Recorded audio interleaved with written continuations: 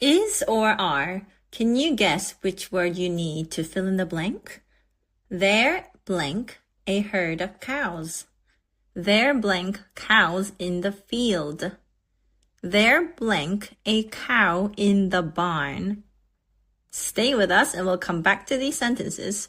Welcome back to Tiny Teaching Tube. In today's video, we're going to explore two very important phrases. There is and there are. Let's start with the most basic rule. Think of countable nouns, like things that we can count. Apple or book. 1 apple, 2 apples. 1 book, 10 books. We can count them. When talking about a single countable noun, we use there is. Like there is 1 book. And when talking about more than 1, we use there are. There are 2 books. And click on the link in the corner to watch a video about singular and plural nouns. So let's look at some examples. There is an apple. 1 apple. There are apples. More than 1 apple. There is a car. 1 car. There are cars. More than 1 car. Now, pay attention to these 2 tips I'm about to share with you. Tip number 1. When we're talking about just one thing, we have to use a or an before the noun. Like, there is a dog, not there is dog. Tip number 2. Pay attention to the whole subject, not just the first word after the verb is and are. For example, there blank garden walls to keep the animals out. Don't get confused and think that the subject is garden, which is the singular noun. The subject here is actually garden walls, which is a plural subject. So we have to say there are. There are garden walls to keep the animals out. Make sure you look at the whole subject. How are we doing so far? You're amazing for taking the time to improve your English. It takes determination to improve any skills. Maybe your teacher told you to watch this video, but hey, at least you're doing it. Give yourself a pat on the back. If you really want to take your language skills to the next level, I highly recommend Rosetta Stone. You've heard of it, right? It's one of the most well-established programs in the world, and if you're a visual learner, it's perfect for you. Think of Rosetta Stone like this. The program mimics how you learned your first language, like when you were a baby. What better way to learn a language, right?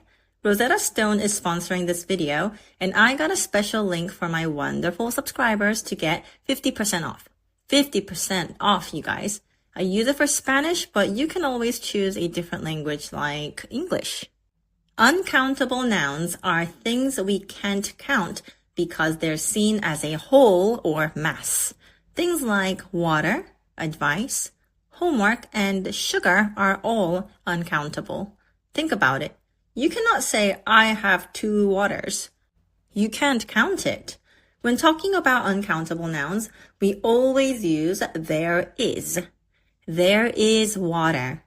There is homework to do. I often hear something like, we have too many homeworks, but that's incorrect. You should say, we have too much homework. Well, we'll get into many and much in another video. Going back, there is sugar in the jar. There is money in my wallet. There is heavy traffic on the highway. I just wanted to say thanks for all the comments you leave on my videos because they encourage me to keep creating. It takes a long time to put these videos together and your support means the world. I also try to cover the topics you request the most. So please comment on this video and make those requests. To say thanks, I'm going to make a cheat sheet for there is and there are and add a link in the description for you to download. Next, let's talk about collective nouns. A collective noun is a word that refers to a group of things like team, family, or group. Even though a collective noun refers to multiple things, we treat it as a singular subject. So, we say, there is a team. Even though the team is made up of many people, the word team is singular. There are many teams. Here we are talking about more than one team, so we use there are. Are you familiar with collective nouns? Don't worry because I've got a video for you to watch. Just click on the link in the corner. Now, let's look at one of the most common mistakes. There blank a bunch of grapes. Do we need is or are? First, look at the whole subject. A bunch of grapes. Even though grapes is a plural noun, because we're using a collective noun, a bunch, we're going to treat the subject as a singular noun. So, we say, there is a bunch of grapes. Try these. There blank a pile of laundry in the bedroom. There blank piles of leaves in the yard. There is a pile of laundry because the subject is singular. A pile of laundry. And there are piles of leaves because the subject is plural. Piles of leaves. Now, let's tackle some tricky nouns. Irregular, singular, and plural nouns. First, some nouns like news might sound plural but are treated as singular. So we say, there is some good news. Even though news ends in S, it's still singular. And what about plural nouns that don't change, like fish and deer? You know, 1 fish, 100 fish. For these, you have to remember that is refers to one and are refers to more than one. You can use a or an to indicate one and use words like several or many to refer to more than one. So let's look at some examples. There is a fish in the tank. There are many fish in the tank.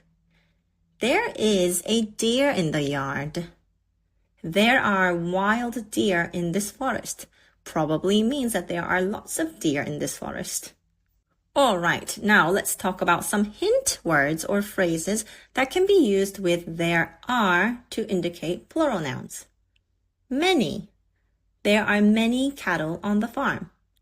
A lot of. There are a lot of people at the concert. Several. There are several teams competing in the tournament. A few. There are a few chairs left in the room. Countless. There are countless stars in the sky.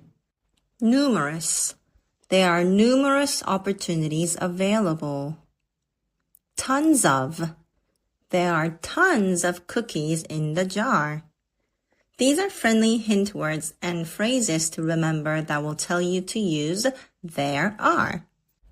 All right, now that you know when to use there is and there are, let's go back to the little quiz I gave you at the beginning of the video. Can you do it?